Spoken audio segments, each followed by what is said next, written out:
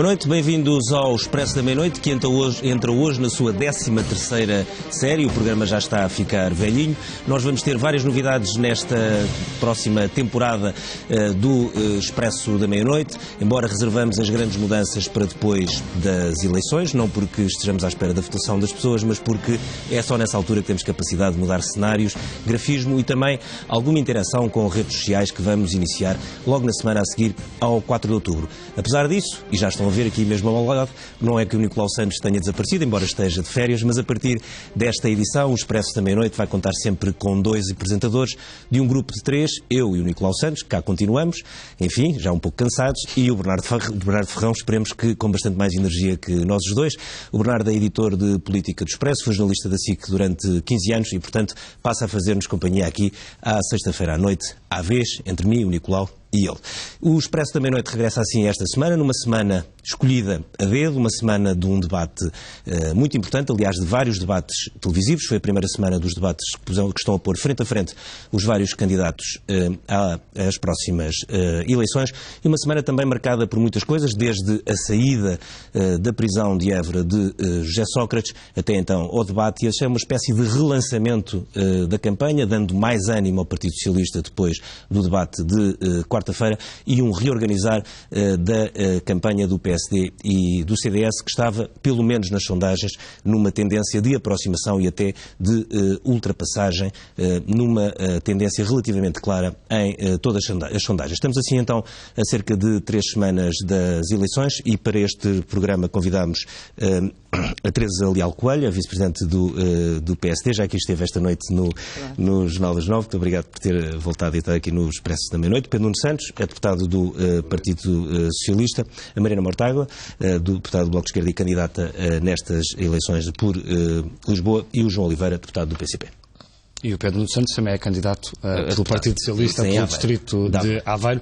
Pedro Nuno Santos, começo por si, por lhe perguntar se, depois do debate a que assistimos esta semana entre Pedro Passos Coelho e António Costa, um debate sem dúvida muito importante, até pela audiência que teve e pelo que foi discutido, se as reações a esse debate por parte do Partido Socialista, que ganhou no fundo ali um novo suplemento de alma, se essa também não é a prova de que, de facto, a campanha do Partido Socialista estava a precisar deste reforço, desta nova dinâmica, porque a campanha, de facto, não estava a correr da melhor forma, havia muitos erros, e as sondagens são prova disso. O resultado que as sondagens deram, as 2 sondagens de setembro, não só os valores das sondagens, mas sobretudo a tendência.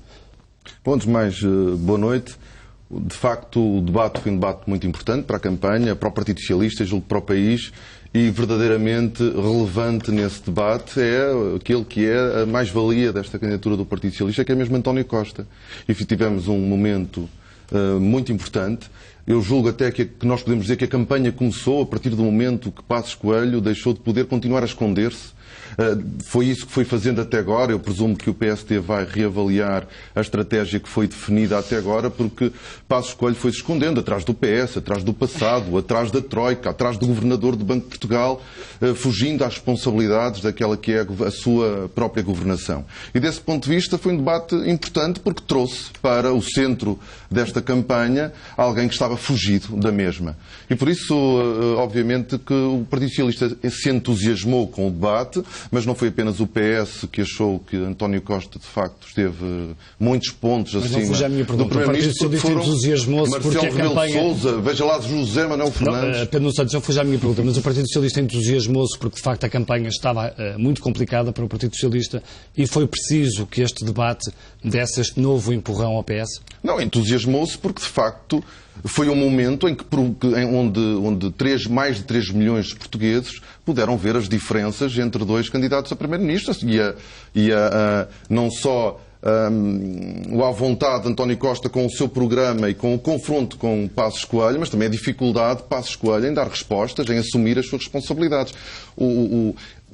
menos importante é, de facto, se a avaliação da campanha, do ponto de vista organizativo, estava a correr bem ou mal antes do debate. Verdadeiramente, toda a gente esperava... Não é menos importante, porque uma campanha é importante para umas eleições. Muitos comentadores esperavam ansiosamente pelo grande debate de terça-feira. O PS acabaria, poderia terminar na terça-feira a sua campanha. Bom, a verdade é que nós hoje estamos num registro diferente e, felizmente, com o PSD e o CDS com mais dificuldade em fugirem ao debate, e essa, de facto, foi a mais-valia do debate de terça-feira. Teresa, houve uma questão que a mim me surpreendeu no debate, e talvez tenha surpreendido boa parte dos portugueses, que é, enfim, do ponto de vista político macro, uma das principais mensagens que o Governo, a coligação neste caso, transmitiu nos últimos meses, foi muito assente na tónica da política europeia, por razões próprias de quem está a governar, e também porque, obviamente, era uma área onde as coisas correram menos bem ao Partido Socialista nos últimos meses, por razões óbvias. O discurso europeu não colou tão certo, a questão do Syriza escorregou e, de repente, vemos um candidato a Primeiro-Ministro, atual Primeiro-Ministro e candidato a renovar esse lugar, que, de repente, num debate de 80 minutos, que não digo que seja o debate mais importante da sua carreira, mas um dos mais, não fala praticamente disso e fala 12 vezes em Sócrates e mais as vezes em que fala no seu antecessor, enfim, vai às 20 vezes. Para quem está de fora, isso é muito estranho do ponto de vista de estratégia, sobretudo porque interrompe uma estratégia que estava a correr bem. Bom, muito boa noite a todos. É com muito gosto que estou aqui, a todos e a toda, e à Mariana. Antes de mais, que fique aqui bem claro, quem conduziu o debate foram os entrevistadores, certo, e portanto os temas que foram lançados... Quando nós estamos num debate, se queremos falar de uma questão, conseguimos. Não é assim, Ricardo, agora colocou-me uma questão, eu não posso ir falar noutra questão, vou ter que falar nessa questão e vou-lhe responder à sua questão, mas é verdade que quem conduziu a orientação editorial do debate é dos 3 jornalistas que conduziram o debate e, portanto, as questões foram suscitadas, foram aquelas que foram lançadas para cima da mesa, e isso, e Pedro Passos Coelho não fugiu a nenhuma. É, para mim, absolutamente inequívoco e para quem acompanhou aquele debate, que Pedro Passos Coelho respondeu a todas as questões que foram suscitadas, sejam as questões que tenham sido suscitadas pelos 3 entrevistadores, sejam as questões que tenham sido suscitadas pelo António Costa, que também, obviamente, lançou para o debate algumas questões que Pedro Passos Coelho entendeu que deveria responder. Eu não estou de acordo, obviamente, com a leitura que o Pedro fez deste debate, por várias razões, até porque entendo que aquele debate, as pessoas têm critérios diferentes na avaliação dos debates e, de acordo com o critério que eu utilizo para a avaliação daquele debate, que é o critério um critério subjacente à ideia de que os 2 candidatos estavam ali a falar com os portugueses e a esclarecer aos portugueses não só qual é o seu perfil, como porque é que determinadas medidas foram tomadas e que medidas é que vão ser tomadas no futuro. Nesta perspectiva, eu não tenho nenhuma dúvida que o único candidato que esteve presente naquele debate que assegurou estes objetivos foi Pedro Passos Coelho. Não tenho nenhuma dúvida. Levou, no âmbito do debate, respondeu, esclareceu uma série de questões que foram ali suscitadas, questões do presente, do passado, do futuro. As questões do passado, como gostam de chamar, as questões de 2011, são questões do presente, porque são a causa da consequência que ocorreu durante estes 4 anos e que ocorre hoje e que vai ocorrer durante as próximas gerações, estão oneradas pela dívida e pelos déficits. 12 vezes desse passado não é muita vez. Não sei se falou de 12 vezes desse passado. 12 vezes diretamente, porque foram mais se contarmos as indiretas. Bernardo, eu penso que essas 12 vezes, segundo ouvi o Ricardo, são 12 vezes falar de Sócrates. Sócrates foi Primeiro-Ministro de Portugal e, portanto, não há dúvida que o Primeiro-Ministro de Portugal, antecessor como Secretário-Geral de António José Seguro, que depois foi substituído nas condições que nós sabemos, numa primeira tentativa, num primeiro arremesso de substituir, António Costa avançou numa tentativa de substituir António José Seguro, depois entendeu às 2 ou às 3 da manhã que não era a hora de o substituir e mais tarde veio a substituí-lo quando entendeu que havia condições de contexto para assumir a liderança do PS. Esta é a realidade do presente, do passado e será do futuro. Teresa, mas reconhece ou não que para a estratégia da coligação teria sido importante que Pedro Passos Coelho conseguisse falar na questão europeia e na questão do Syriza? Pedro Passos Coelho tentou, mas não foi-lhe perguntado. Pedro Passos Coelho falou, mas não conseguiu ir ao repique. Quer que eu lhe diga o que é que esclareceu, e que era um esclarecimento que era devido aos portugueses. Esclareceu que o PSD teve 1 hora de negociação com a Troika. Isto é importante que os portugueses saibam. Sabe porquê? Porque nós temos que atuar com honestidade democrática. E honestidade democrática significa que nós vamos esgrimir argumentos de acordo com aquilo que é a verdade dos factos.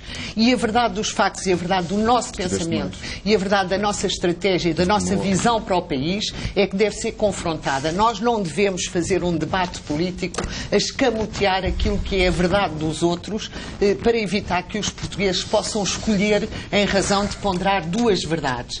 E Pedro Passos Coelho esteve disponível durante os 90 minutos ou os 80 minutos de debate para esclarecer essa verdade. Então, e, portanto, parece-me que foi claramente à luz do que é o serviço público. Cada vez que nos sentamos aqui para falar com os portugueses através daquelas câmaras, o serviço público é dizer-lhes com verdade aquilo que pensamos. Se gostarem, gostam, se não gostarem, e escolhem-nos. Se não gostarem, não gostam e escolhem os outros. Mas nós não podemos nem escamotear o que os outros querem, nem escamotear o que nós queremos. Mariana, esta campanha, ou este período de pré-campanha e com os debates também tem sido enfim, também aconteceu nestes debates a estreia da Catarina Martins como representante do Bloco de Esquerda nestes debates. A generalidade dos comentadores diz que está a correr bem, do ponto de vista de... Porque ela, embora tivesse muita prática parlamentar, não tinha esta prática de debates de legislativas. A minha pergunta é, ao mesmo tempo que nós vemos, sobretudo pelas sondagens e algumas dinâmicas de campanha, é podermos caminhar para uma bipolarização e, sobretudo, para uma questão que é do voto útil à esquerda. A minha pergunta muito clara é esta: se o Bloco de Esquerda não teme isso e como é que se livra disso? Porque a chamada indecisão de vitória, ou não certeza de vitória, como chamam os técnicos de sondagens, normalmente provoca dinâmicas de voto útil, que neste caso, estando o PSD e o CDS concentrados, só pode haver essa dinâmica do lado esquerdo do espectro político. Bom, boa noite antes de mais. Eu acho que é um facto. A Catarina Martins ganhou claramente ambos os debates que fez, quer com Paulo Portas, quer com Passos Coelho hoje. Foi uma vitória muito clara. E é claro, o Pedro não já referiu. Agora, Mariana, ela, Catarina e o Bloco não disputam um eleitorado direto com o PSD ou com o CDS, em teoria. Por acaso disputamos eleitorado com o CDS. Mas acho que essa não é a questão. Claro. A questão aqui é para que é que servem os debates e como é que eles elucidam as pessoas acerca do que se passa na campanha. Acho que isso é o mais importante. A direita estava a fazer uma campanha escondendo Passos Coelho, na esperança de que os vários tiros do pé do PS salvassem a campanha da direita, não obrigando Passos Coelho a vir apresentar programa nem a responder a questões. E eu acho que depois destas prestações de Passos Coelho com António Costa e hoje com Catarina Martins, vão voltar essa estratégia e o melhor que têm a fazer é não deixar mais Passos Coelho ir a debates de televisão, porque claramente perdeu todos os debates que fez e perdeu porque não foi capaz, e eu acho que a Catarina Martins esteve muito bem nisso, porque tanto com Paulo Portas como com Passos Coelho explicou muito bem a fragilidade do Governo em apresentar as propostas, nomeadamente em relação às pensões. O Governo não consegue responder o que é que vai fazer, nem com o corte de 600 milhões de pensões, nem o que vai fazer ao buraco criado com o plafonamento da Segurança Social. E isto faz-me lembrar, é engraçado, um fenómeno que se passou na Comissão de Inquérito, que é aquela pergunta que toda a gente fazia. Mas porquê é que as pessoas, em vez de darem uma resposta, preferem fazer estas figuras... Porquê é que preferem perder um debate, claramente, a responder, a dizer ao que é que vão? Porquê é que Passos Coelho e Paulo Portas não respondem de uma vez quais são as contas que fizeram para o plafonamento e como é que vão cortar 600 milhões e preferem perder debates ficando enredados num conjunto de escapatórias que se percebe perfeitamente que são escapatórias? E nós só podemos tirar uma conclusão. É porque a resposta direta à pergunta sobre as pensões lhes custa muito mais do que perder os debates por não dar essa resposta. E isso só por si faz-nos temer o pior e faz-nos pensar o que é que aí vem. Acho que este debate estes debates não serviram para clarificar as pessoas quanto às propostas concretas relativamente à Segurança Social, mas também muitas outras do PSD, mas foi clarificador no sentido em que nos permitiu perceber que não querem responder. Em relação ao PS, e respondendo diretamente à pergunta de como é que se evita a tendência e a pressão para o voto útil, que é... uma tendência que há uns meses não era tão perceptível nem lógico. Os embates técnicos em sondagens, sondagens que têm amostras muito pequenas, sondagens que não contam, que dão pouquíssimos indecisos, quando nós sabemos que o nível de indecisos na sociedade é muito maior. Quando a pessoa responde a uma sondagem é diferente de quando vai votar. E quando responde até pode dizer que sabe, não quer dizer que depois, na altura, vá votar sequer. Todo este tipo de dinâmica pressiona ao voto útil. Só há uma coisa que se pode ser explicada às pessoas para evitar o voto útil, que é explicar que o PS não constitui uma alternativa ao PSD, é uma alternância. E isso foi muito visível nos últimos 40 anos de democracia em Portugal, e é visível quando o PS é incapaz, e acho que a proposta do PS, da TSU, é reveladora a esse nível, quando o que nós temos na sociedade, o problema da sociedade portuguesa é um problema de redistribuição de riqueza entre capital e trabalho, e a parte que vai para o capital aumentou muito ao longo dos últimos anos e nos anos de recessão. A proposta do PS para devolver dinheiro ao trabalho e aos trabalhadores é dar dinheiro aos trabalhadores hoje à custa do seu dinheiro e da sua pensão no futuro. Quando o PS devia estar preocupado em como é que se dá dinheiro aos trabalhadores e ao trabalho, retirando essa percentagem ao capital para equilibrar a redistribuição de riqueza. E isto faz com propostas fiscais e com uma reestruturação da dívida que o PS rejeita.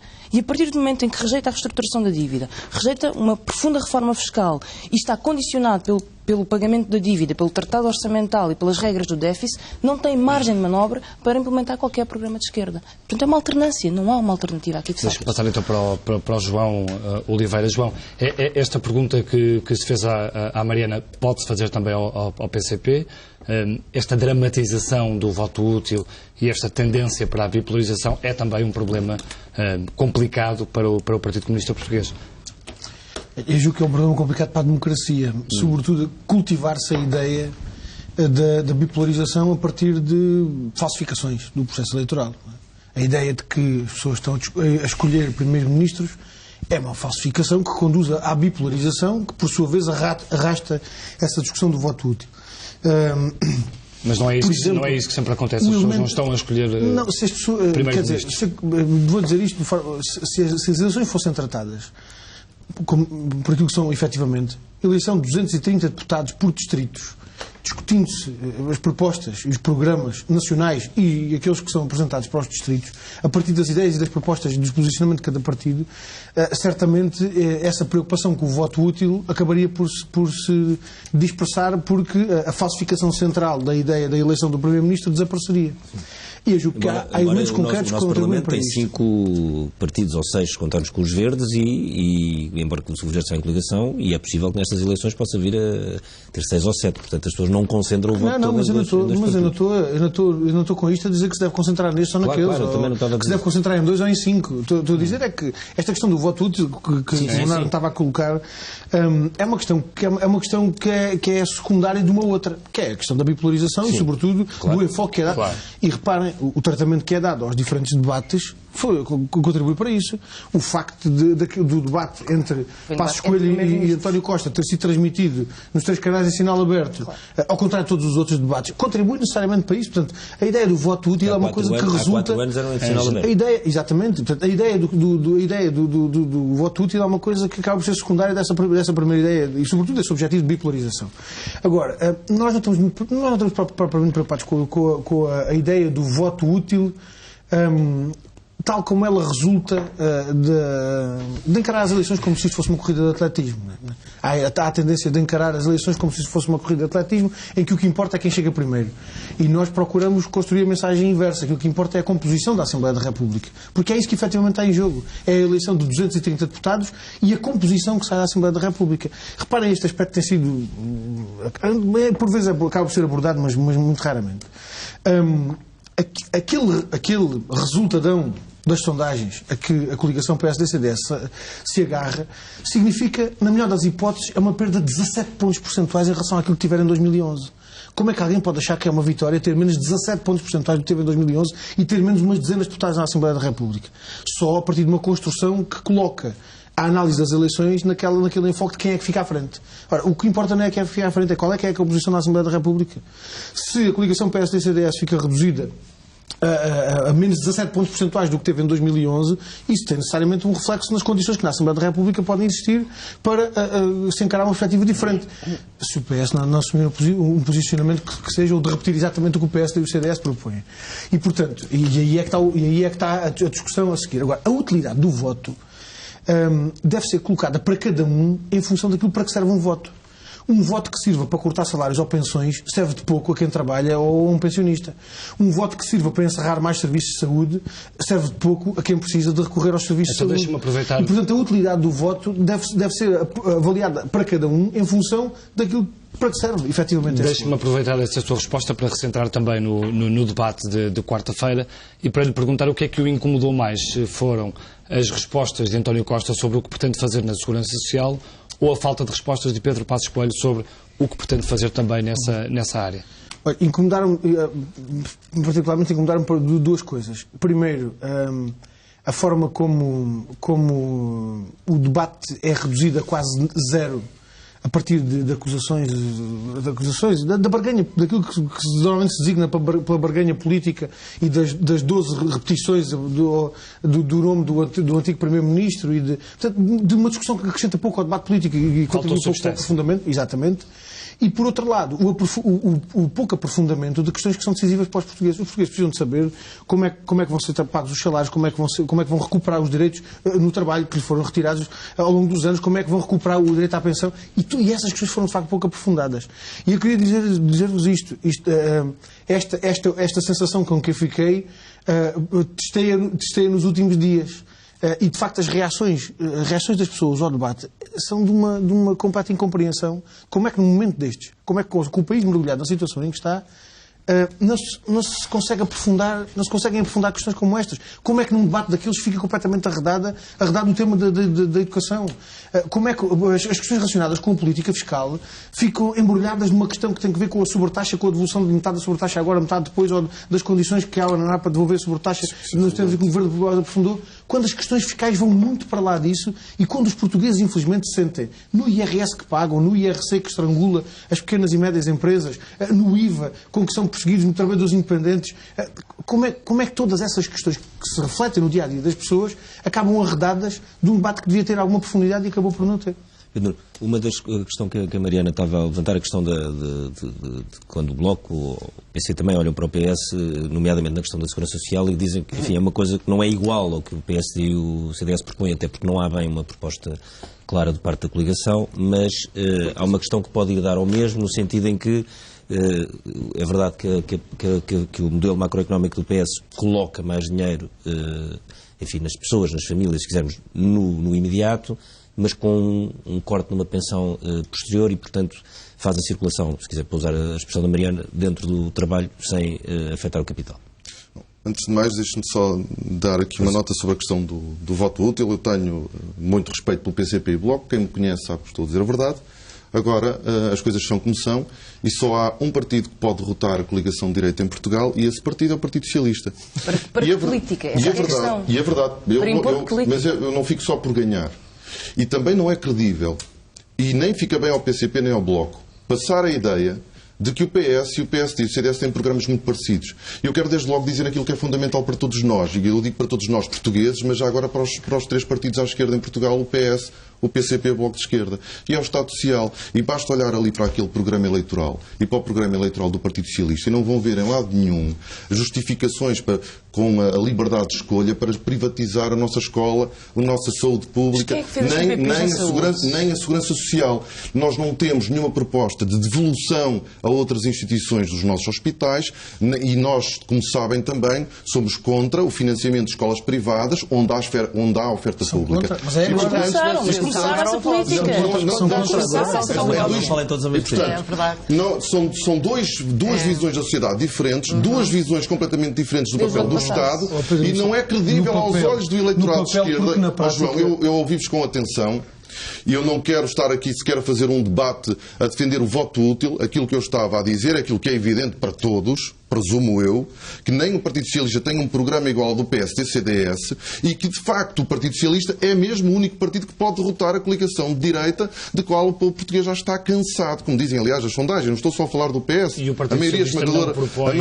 Na Segurança Social não propõe um plafonamento no fundo obrigatório e radical. Como diz a coligação. É óbvio que não, e não é muito difícil sequer de nós percebermos isso se nós formos acompanhando aquilo que tem sido dito pelo Partido Socialista. Mas é obrigatória, a questão da TSU que o Partido Socialista propõe é obrigatória. Portanto, temos todos que aceitar. Eu vou explicar. Se acaso ainda não tenhamos conseguido, quer dizer, eu acho que nós temos...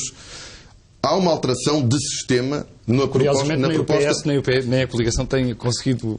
Então, deem-me lá a oportunidade. Vamos lá ver se eu consigo, pelo menos. Vamos lá ver se o PSD e o CDS propõem uma alteração de sistema. A partir de determinado limite, aliás, a proposta só não quantifica os limites, porque de facto a proposta está lá. A partir de um determinado salário, os descontos passam a poder ser feitos para fundos de pensão privados. E isso terá como consequência também uma limitação correspondente na própria pensão. Isso é plafonamento, isso é privatização parcial da Segurança Social. O Partido Socialista não altera o modelo de financiamento da Segurança Social. A Segurança Social continuará pública e universal. O que é que acontece? Há uma redução da TSU durante 3 anos. No primeiro ano reduz 1,5%, no segundo ano mais 1,5% e no terceiro ano 1 ponto. Na TSU, no caso dos trabalhadores. A dos empregadores é compensada com formas alternativas de financiamento da Segurança Social. Ao fim de 3 anos, o objetivo qual é? É nós conseguirmos aumentar o rendimento disponível das famílias. Ao fim de 3 anos, a TSU começará outra vez a aumentar 0,5 por ano, até voltar ao mesmo patamar que tinha antes de se iniciarem as reduções. E, portanto, não há nenhuma... Há uma alteração. Há novas fontes de financiamento da Segurança Social, a saber, 4 pontos... Por falar em buraco, quem tem que explicar mesmo é o PSD, porque as nossas contas estão feitas, estão apresentadas, foram alvo de debate, foram alvo de debate e de questionamento pelo próprio PSD. As nossas contas estão feitas, as vossas não foram apresentadas, as do PSD. Não é verdade. E, portanto, isso não é verdade. Bom, já lá iremos então. Já vamos, Teresa, deixa só depois acabar e já passamos. Há aqui dois modelos diferentes para a Segurança Social. Há um que é o defendido pela coligação de direita, que inicia um processo de privatização, é para já parcial. O Primeiro-Ministro falava em 3% dos trabalhadores, corresponderá mais ou menos a 100 mil, e portanto, serão, provavelmente, nas contas que estão na cabeça, mas não assumidas, serão a partir de 3 mil euros, descontarão para privados, o buraco será de 800 milhões por ano no caso da coligação. O PS não altera o modelo de Segurança Social, não há um plafonamento, não há um teto nas contribuições, o que há é, durante um determinado período, a antecipação de rendimento para as famílias para corresponder, de facto, à dificuldade que foi criada nas famílias portuguesas. Portanto, são 2 modelos diferentes. O modelo do Partido Socialista continua a ser a Segurança Social Pública.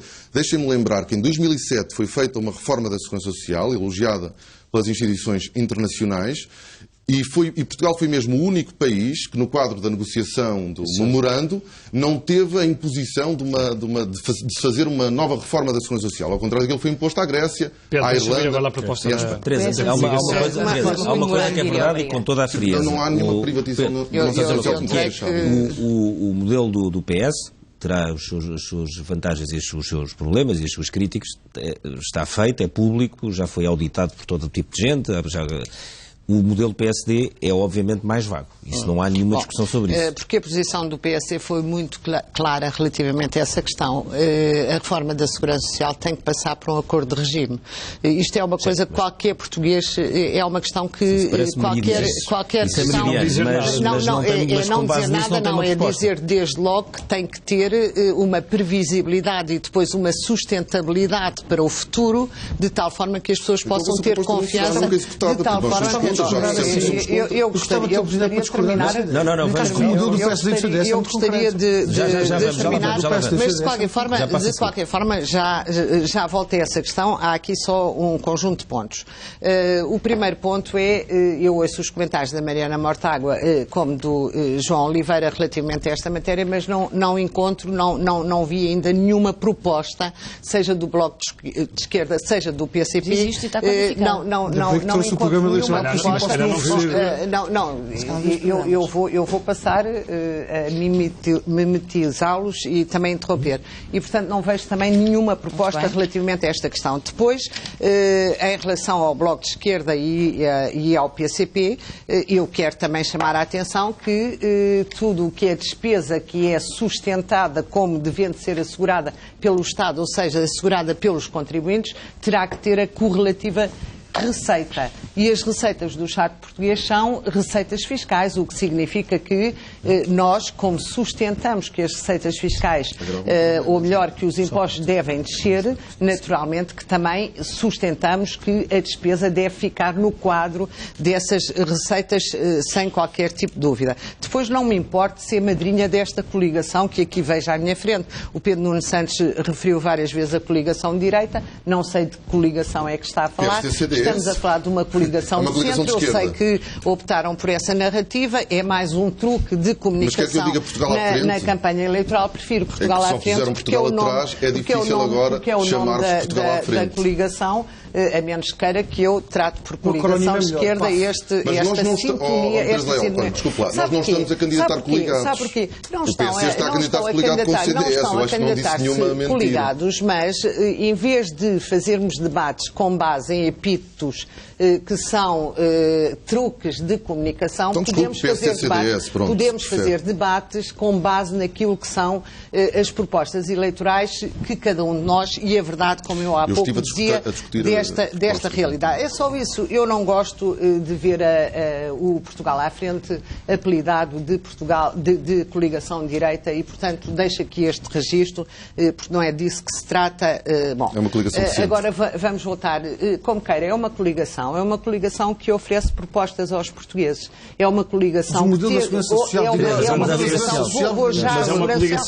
mas é uma coligação que não explica, é uma coligação que não explica, por exemplo, como é que vai compensar os 600 milhões de euros de cortes nas pensões que estão no programa de estabilidade enviado pelo Michel. É uma coligação, bom, como é que isso vai ser feito? Em primeiro lugar, o programa de estabilidade não refere cortes de 600 mil euros. Não refere cortes. Não refere cortes, refere efetivamente um déficit, que é uma coisa diferente. Não diz que esse déficit...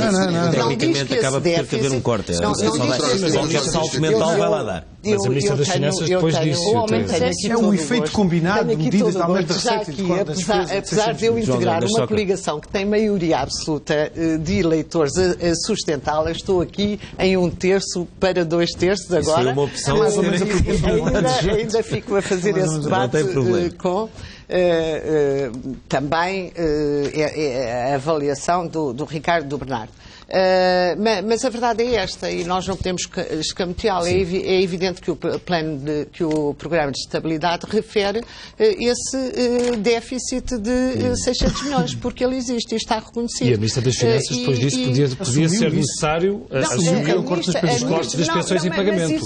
A Ministra das Finanças disse que era preciso resolver o problema dos 600 milhões. Não foi capaz de responder à Assembleia da República. Eu já disse, está bem, mas eu estou a dizer que a Ministra das Finanças não disse isso. Na Assembleia da República foi confrontada com isso. Assim não é possível. João, deixa-te a Teresa acabar, porque senão não... A Ministra das Finanças, aquilo que disse é que há, de facto, esse déficit de 600 milhões e que esse déficit de 600 milhões tem que ser resolvido. Aliás, o programa, as contas feitas pelo Partido Socialista consideram um déficit superior, porque as medidas de compensação, precisamente da carência ou do desvio da Segurança Social que estão contidas nas propostas do PS ascendem a 5.500 milhões de euros. A soma do conjunto das medidas de transferências, algumas do Orçamento de Estado, outras por várias soluções, como incluindo, eventualmente, recorrendo ao dinheiro das portagens, na sua soma ascende a 5.500 milhões de euros. O que significa que o Partido Socialista considera que este déficit da Segurança Social ascende a 5,5 milhões de euros. Então, se assim é, o Partido Socialista entende que são 5,5 milhões de euros. Nós entendemos que são 600 milhões, bastante menos, quase 1/6 daquilo que entende o Partido Socialista. Nós temos que sentar-nos à mesa das negociações e encontrar uma solução que seja uma solução viável e que seja uma solução permanente, porque este é um problema nacional, é um problema dos portugueses. E foi essa a nossa posição João, desde o primeiro momento. Queria contradizer esta ideia, acho que isto é uma... No final do programa eu vou oferecer à Teresa Leal Coelho o programa eleitoral do PCP, páginas 53 a 58, páginas 53 a 58, tem belíssimas propostas para defender a segurança social universal, pública e solidária como ela existe. Se a perspectiva for de privatizar a segurança social, tem que procurar no outro lado. Mas tem aqui 5 páginas de propostas. O que eu disse é que são precisas receitas para isso. Como se não bastasse. Receitas da segurança social ou do orçamento de Estado. Como se não bastassem as dezenas de propostas apresentadas na Assembleia da República, inclusivamente aquelas que a deputada Teresa Leal Coelho votou contra em junho, num projeto que o PCP fez no agendamento legislativo na Assembleia da República, como se não bastasse isso tudo, estão aqui mais 5 páginas de propostas do PCP. Mas eu queria contrariar sobretudo esta ideia, que acho que é um favor que se faz à coligação. Dizer-se que a coligação PSD-CDS tem um programa vago sobre a segurança social é um favor que se lhe faz. E é importante termos memória. O programa do PSD e do CDS, aquilo em que é menos concreto, é naquilo em que não querem assumir o seu verdadeiro objetivo para a segurança social. E nós não nos podemos esquecer qual era a perspectiva estrutural do PSD e do CDS para a segurança social. Já toda a gente esqueceu da contribuição de sustentabilidade. Quando o PSD e o CDS quiseram acabar com a contribuição extraordinária com que cortaram as pensões aos pensionistas, apresentaram aquilo que era a reforma de fundo para a segurança social. Com o quê? Com a contribuição de sustentabilidade. Lembram-se o que era a contribuição de sustentabilidade? Cortes nas pensões definitivos, nas pensões acima de 1.000 euros. Há aumento da TSU pago pelos trabalhadores, de 11% para 11,2%, 11% para 11,5%. Essa era a perspectiva estrutural. Deixe-me lá agora concluir. Não é da autoria. Dizer que é vago, dizer que o programa do PSD e do CDS para a segurança social é vago, é fazer um favor à coligação. O programa é concreto. E foi chumbado pelo Tribunal Constitucional. E depois disso veio aquela outra narrativa, aquela outra perspectiva, que é uma perspectiva estrutural, que foi apresentada em Bruxelas dos 600 milhões. E a Teresa Leal Coelho pode dar as voltas que quiser. Aquilo está escrito. Se não me lembro, se não me falha a memória, é a página 32 do programa de estabilidade, onde se diz que tem que se atingir um saldo global de 600 milhões com o efeito combinado entre aumento da receita e redução da despesa. Aumento da receita com o quê? Com o aumento da TSU que propunha o Tribunal Nacional Não se diz que são cortes nas pensões. A Ministra das Finanças confrontada pelo PCP na Assembleia da República não foi capaz de descalçar essa bola. Mas não disse isso. Mas não ponha palavras na boca. Essa é a pedra que os senhores querem. João Oliveira, não ponha palavras. Acabou de falar da SES, por exemplo, como SES da autoria do...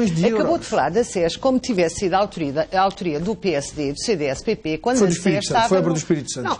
Foi o Governo que impôs. Foi o Governo que impôs. Está esquecida já das linhas vermelhas. Onde é que estava prevista a SES? Está esquecida das linhas vermelhas do CDS, do Dr. Paulo Portas. Onde é que a SES estava prevista? A SES estava prevista... É preciso agora ponto de ordem à mesa, como vocês fazem no Parlamento. Mas só deixar isto bem claro, a SES foi introduzida em Portugal pelo Partido Socialista num memorando de entendimento. Isso é um exemplo de cobardia política. Não é um exemplo de cobardia política. É só fugir a todas as responsabilidades que têm. Tentaram governar 4 anos e não querem assumir uma única responsabilidade. Assumimos todas as responsabilidades por todos os resultados positivos que garantimos para Portugal. Não assumir a responsabilidade é cobardia política. Mariana, há bocado estava a dizer que reinava alguma confusão. Toda. Explicação rápida antes de muito rápido. mudarmos de tema. A Segurança Social não tinha um problema de sustentabilidade, nunca foi financiada por impostos. O problema de sustentabilidade nas pensões foi criado pelo desemprego em massa que este Governo criou com a austeridade e começou com o PS e o memorando. Isto não vale a pena. Há questões demográficas. Não vale a pena. As questões demográficas não causaram... Foi o quê? Não interrompa agora a Mariana. Vamos iniciar agora uma nova discussão. A Mariana agora vai... Mariana, não vale a pena fingir que haver menos 300 ou 400 mil pessoas a descontar para a Segurança Social e a receber subsídio de desemprego, por acaso não são 400 mil, porque metade dos desempregados em Portugal não tem sequer subsídio de desemprego, ou 2/3, que isto não cria um buraco na Segurança Social, porque é lógico que cria um buraco. E agora, há duas coisas que a coligação PSD-CDS disse que ia fazer. E não vamos fugir a isto. Há um déficit de 600 milhões. Disse. Eu não sei se há, se não há, mas disseram que havia. Mas como devia saber, Mariana. Eu gostava muito de terminar o meu raciocínio. Muito. Devia saber. Há um déficit de 600 milhões. há duas formas de combater um déficit de 600 milhões. Ou se aumenta a receita em 600 milhões, ou se corta a despesa em 600 milhões, ou há medidas combinadas. E não interessa aquilo que a coligação diz, não quer dizer, promete ou deixa de prometer. Isto tem de ser feito. E, portanto, ou a TSU é aumentada e as contribuições são aumentadas, ou as pensões são cortadas. Porque não há milagres para responder a este problema. Segunda questão. Há uma proposta de plafonamento.